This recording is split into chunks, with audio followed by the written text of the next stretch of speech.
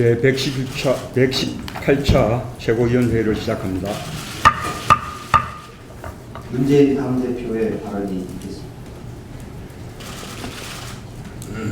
메르스와 가뭄으로 또 일자리 부족과 저임금으로 가계 부채로 경제가 어렵고 먹고 살기가 갈수록 힘든데 정부 여당은 국민은 안중에도 없고 오직 권력 투쟁뿐입니다.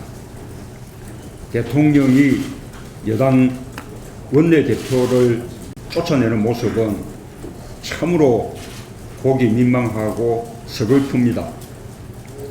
당청 관계, 여야 관계, 입법부와 행정부 관계가 모두 틀어져 국민은 불안하고 불편합니다. 원인은 박근혜 대통령입니다. 대통령의 오만과 독선이 빚어낸 결과입니다. 청와대 출장소로 전락한 새누리당도 민망하기가 마찬가지입니다. 염치체면 내던지고 대통령만 쫓아가고 있습니다. 대통령과 여당은 낯뜨거운 권력투쟁을 하루빨리 멈추고 민생을 돌보시기 바랍니다.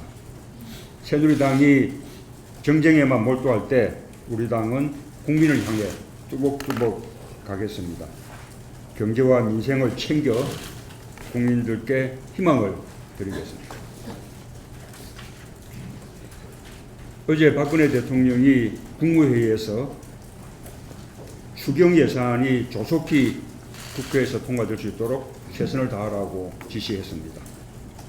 대통령이 직접 나서서 국회를 모욕하고 여당의 원내 사령탑을 찍어내고 여야의 협력관계를 깨뜨려 놓고 국회에 어떻게 협조를 구하겠다는 것인지 모르겠습니다. 이번 추경은 전적으로 정부의 무능으로 인한 것입니다. 정부가 메르스에 제대로 대처했더라면 그리고 경제 실패로 대규모 세수 결손을 만들지 않았다면 이렇게 천문학적 국민 세금이 추가될 일도 없었을 것입니다. 대통령이 정부의 무능과 경제 실패에 대해 사과 한마디 없이 추경의 조속한 통과만 강조하니 말문이 막힐 뿐입니다. 이번 추경은 메르스 피해 복구와 민생 지원을 위한 메르스 가뭄 맞춤형 추경이 되어야 합니다. 메르스로 피해를 입은 병원과 자영업자, 피해 업종에 대한 직접적인 보상 대책도 없고 또 공공병원을 확충하기 위해 써야 할 돈으로 도로와 철도 등 SOC 사업을 벌이겠다는 정부의 추경안은 추경 예산의 용도가 크게 잘못됐습니다. 동의하기 어렵습니다. 정부는 메르스와 가뭄의 피해 복구와 민생 지원이라는 추경의 목적에 맞게 추경안을 수정할 것을 촉구합니다. 이상입니다. 이종걸 원내대표의 발언입니다.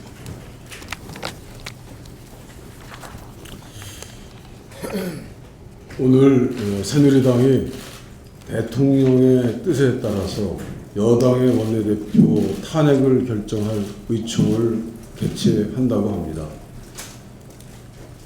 대통령의 거부 의사가 담긴 국회법 개정안 투표 불참을 새누리당이 한 것을 보고 국민들은 이제 이미 새누리당은 박근혜의 유정회, 유박정회가 되었다고 판단하고 있습니다.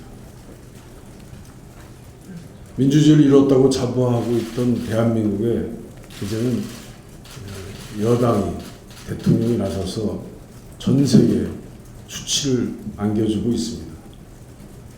대통령과 친박은 따옴표 배신자 유승민 따옴표를 쫓아내는데 성공할지는 모르겠습니다. 그러나 국민을 핫바지로 여기는 대통령의 권위주의적 태도를 이제 차갑게 더 따갑게 쳐다볼 것입니다.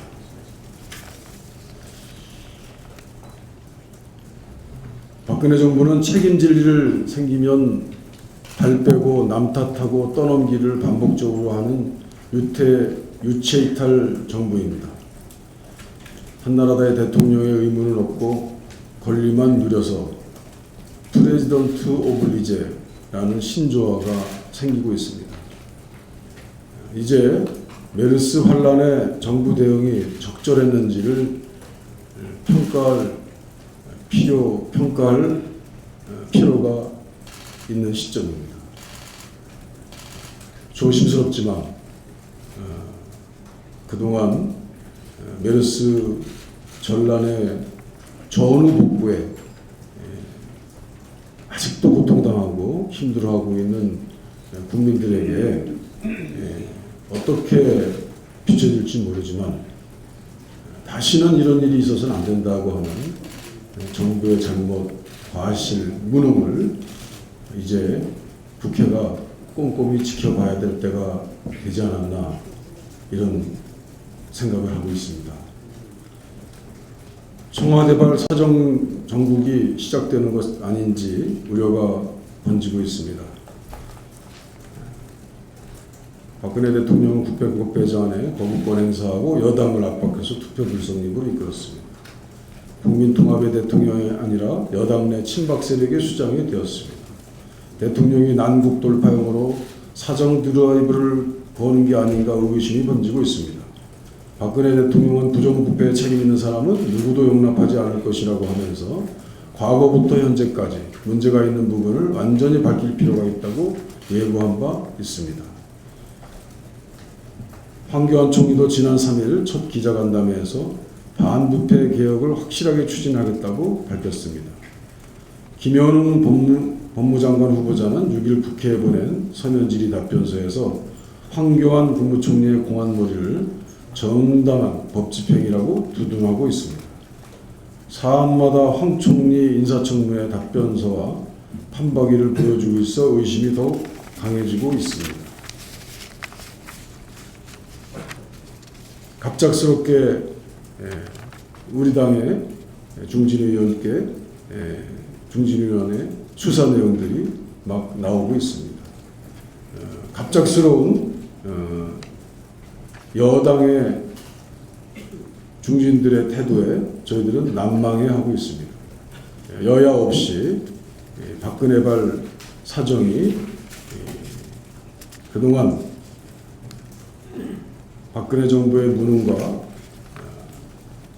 잘못된 정부의 관리를 공안몰이로 몰아가려고 하는 것 아니냐라고 하는 걱정들이 커져가고 있습니다. 그래서는 안 됩니다.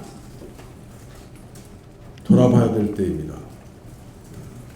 반성하고 성찰해야 될 때입니다. 지난 2년 박근혜 정부 집권기간 동안 한번 돌아봤으면 좋겠습니다. 남북관계는 더 악화되고 서문경제는 벼랑 끝에 몰려 있습니다. 대선 자금 연관된 성완종 리스트는 정치검찰 동원해서 부실수사로 마무리하려고 하고 있습니다.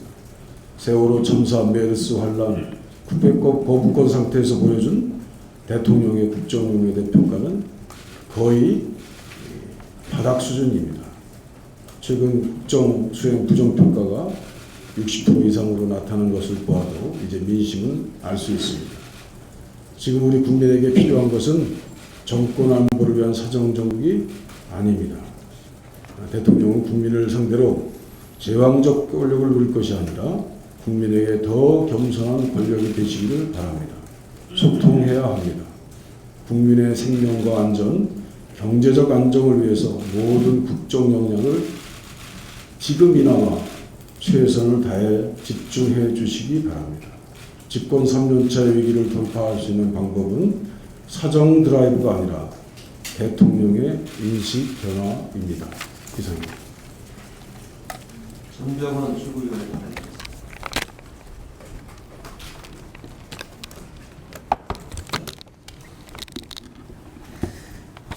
그제 새누리당 의원들은 친박 비박 할 것 없이 자신들이 압도적으로 통과시킨 국회법을 얼굴색 하나 바뀌지 않고 폐지하는 만행을 저질렀습니다. 그리고 오늘은 지금 이 시각 자신들의 손으로 뽑은 원내대표를 부끄러운 줄도 모르고 또 당원 당규에도 없는 방식으로 찍어내려 하고 있습니다. 박근혜 대통령의 배신의 정치 한마디가 자신들의 소신과 양식을 내팽겨치게 만들고 또 때를 지어서 사냥감을 물어 뜯고 있는 모습입니다. 당의 헌법과 같은 당원이나 당규는 아무런 의미가 없다고 합니다. 이러한 새누리당의 모습은 대통령이 좋아했다고 하는 그야말로 한편의 동물의 왕국을 보는 듯 합니다. 지금 새누리당의 모습은 대통령의 권력을 등에 업은 국회 내 친박 십상시들의 폭거이며 헌정사를 더럽히는 의회주의에 대한 무도한 도전입니다. 우리 정당사는 이번 사태를 국회 내 십상시들의 난으로 기록하게 될 것입니다. 박근혜법을 박근혜법이라고 부르지 말라고 압력을 넣고 있습니다. 어제 청와대 민경욱 대변인이 박근혜법이라고 지칭하는 것은 옳지 않다고 브리핑하면서 언론에서도 보도에 신중을 기해달라고 했다고 합니다. 또 민 대변인은 대통령의 이름을 법안 이름에 함부로 붙이는 것도 그렇지만 당시 박 대통령은 그 법을 발의한 것이 아니고 공동 서명했다고 강조를 했습니다. 그런데 공동 서명은 공동 발의인 것입니다.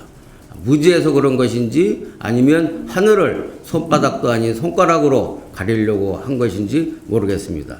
이 정도쯤 되면 조선시대 홍길동전을 다시 꺼내야 할 수준입니다. 아버지를 아버지라 부르지 못하던 홍길동처럼 야당은 국민은 박근혜법을 박근혜법이라고 부르지 못하는 것입니까?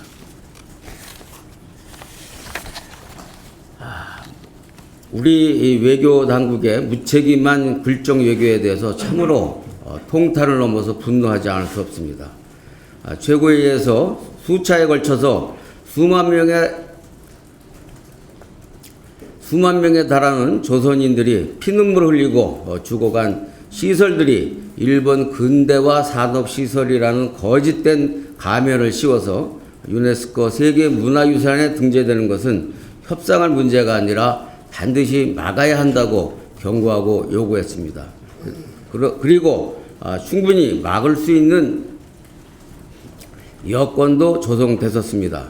그런데 우리 외교당국은 이러한 경고와 상황을 무시하고 강제 노동을 인정했다는 것을 명분으로 등재를 합의했고 좋은 협상이라고 자화자찬했습니다.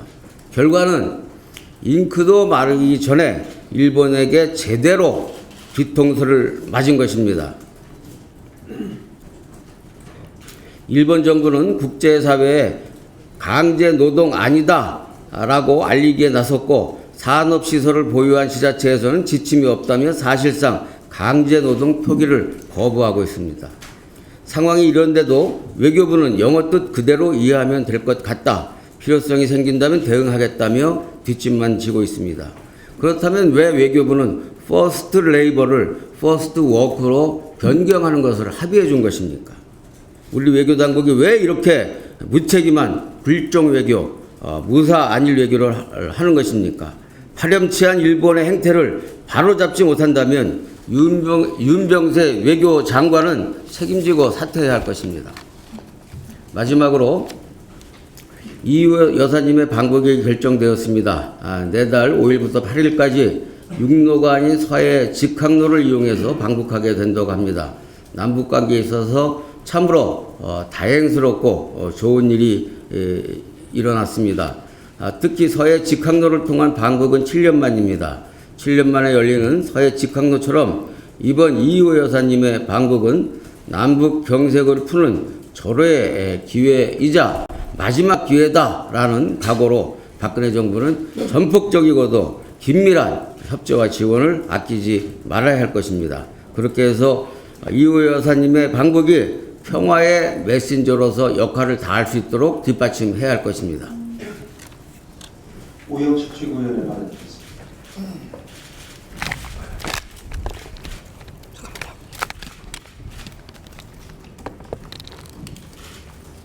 국회법 재결 표결을 거부하고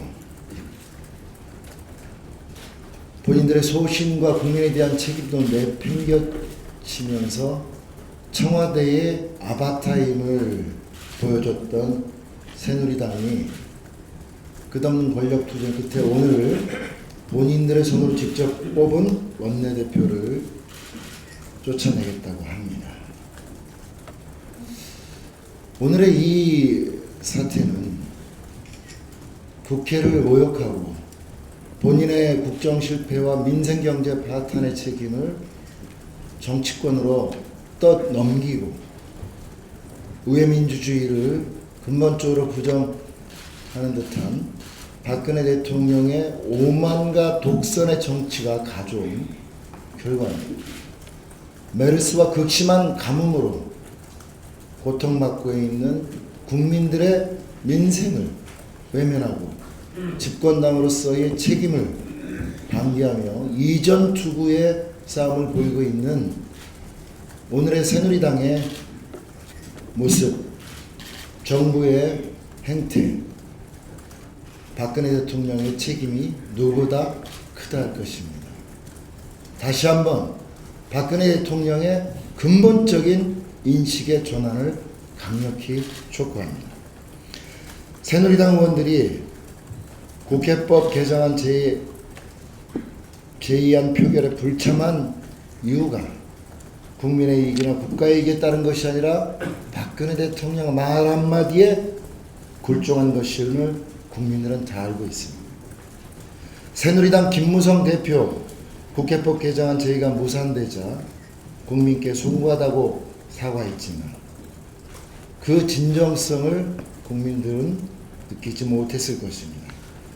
그것은 대통령에 굴종하면서 납작 엎드린 채 청와대의 신여임을 자임한 김무성 대표의 본인의 변명일 뿐입니다. 더욱이 김무성 대표는 이번 사태의 책임이 오히려 야당에 있다면서 적반하장 태도를 보이고 있습니다. 강제성이 있고 없고를 판단하려면 여야 대표가 모여서 다시 논의하든지 표결을 통해서 새누리당의 입장을 보여주면 되는 것임에도 불구하고 표결에 참여하지도 않는 비겁한 행태를 보이고 야당 탓만 하고 있는 새누리당의 김무성 대표, 국민과 국회를 무시하고 헌정 질서를 훼손한 이번 사태에 대해서 엄중한 책임을 져야 할 것입니다. 정부가 메르스와 가뭄 피해 지원을 위해서 추경을 처리해달라고 말하고 있습니다. 그러나 그 내용을 들여다보면 메르스와 가뭄 피해와 직접적인 상관관계도 없는 선심성 예산과 재정 파탄과 경제 실정을 덮기 위한 꼼수 추경의 내용들이 매우 많습니다. 또한 국토부 추경 사업 41%가 영남권 사업으로 지역 불균형의 논란 또한 불거지고 있습니다. 따라서 추경 본래의 목적에 부합하도록 서민 생활의 안정과 경기 활성화 등 실질적 도움을 줄 수 있도록 충분한 논의와 심의가 선행되어야 함에도 불구하고 정부는 처리 시한을 못 박아둔 채 신속한 처리만을 요구하고 있는 것은 매우 유감스러운 태도라 아니할 수 없습니다. 대통령이 지시하면 국회는 두말 없이 따라야 하는 국회를 통법부로 여기는 권위주의적 사고가 아니라면 기한부터 못 박지 말고 협상 상대부터 분명히 해야 할 것입니다. 대한민국의 정치가 어디로 가고 일방통행식 하명과 윽박에만 의존하는 통치만이 남았는지 참으로 개탄스럽습니다. 청와대와 새누리당은 실종된 정치를 복원하고 국회의 위상을 바로 세우는 가운데 야당과의 성실한 대화를 통한 국정 운영을 위한 노력들을 기울여야 할 것입니다. 새누리당은 대통령이 무서워서 의회민주주의를 포기했습니다. 그러나 우리 새정치민주연합은 민생경제를 살리기 위해서 오늘도 그리고 앞으로도 최선의 노력을 다하겠습니다. 언론홍보대책특위에서 오늘 TV조선, 장성민의 시사탱크, 이하원의 시사큐, 이슈의 결사 박대장과 채널A의 신문이야기 돌직구쇼 쾌도남마에 대해서 방송통신심의위원회에 제소하고자 합니다. 종편이 사실 왜곡과 편파 방송을 넘어서 인신공격과 인격 모독에 가까운 저질 막말을 쏟아내는 것은 스스로가 방송이기를 포기한 자학적 행태입니다. 김대중 노무현 대통령의 햇볕 정책과 평화 번영 정책에 대한 노골적인 왜곡, 문재인 대표와 안철수 전 대표, 최재성 사무총장 등 당 지도급 인사들에 대한 계속적인 인신공격, 박원순 서울시장에 대한 모독은 종편이 이미 총선용으로 재편되고 매우 불순한 정책 의도로 방송을 진행하고 그리고 앞으로 진행해 나가겠다라고 하는 의도로 볼 수밖에 없습니다. 특히나 종편의 몇몇 프로그램들의 경우 방송법 위반을 밥 먹듯이 하고 있고 용인할 수 있는 정도의 수준을 이미 벗어나도 한참 벗어나 있는 상황입니다. 종편 스스로 자정 노력을 기울이지 않는다면 우리 당은 이에 상응하는 강력한 대응을 해나갈 것을 경고하는 바입니다. 이상입니다. 신기의 최고위원을 발언하겠습니다.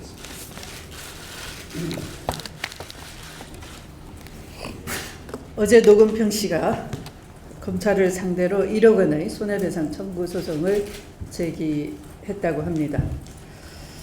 검찰은 하라는 대선 자금은 수사를 하지도 않고 김기춘 전 비서실장 등 친박 측근 6인방은 공소시효 등을 이유로 서면 조사에 그쳤습니다. 그런 반면에 노건평 씨는 공소시효가 지났다면서도 공개 소환해서 15시간이나 조사를 했습니다. 이런 고무줄 잣대 때문에 국민들이 정치검찰, 살아있는 정권만 보며 꼬리를 흔드는 충견이라고 하는 것 아닌가 짐작이 됩니다. 특검을 통해서 친박 권력형 비리 게이트, 지난 대선 자금의 실체를 밝힐 것을 촉구합니다. 어제는 또 있어서는 안 될 물고기 피라니아를 잡기 위해서 저수지에 물을 다 뺐습니다. 가뭄이 심각한 가운데 참으로 망측한 일이 일어났습니다. 새누리당 유승민 원내대표가 자진 사퇴를 거부하자 새누리당 의원들이 모여서 사퇴 결의를 해서 축출하겠다라고 합니다. 유승민 원내대표는 있어서는 안 될 물고기 피라니아 취급을 당하고 있습니다.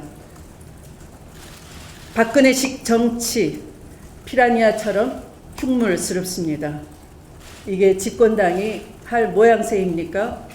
우리 아이들에게 정치는 바른 것을 행하는 것이 아니고 옳은 것을 행하는 것이 아니고 윗분 눈치 보면 출세가 보장돼 있다 이렇게 가르치는 거나 똑같다고 할 것입니다.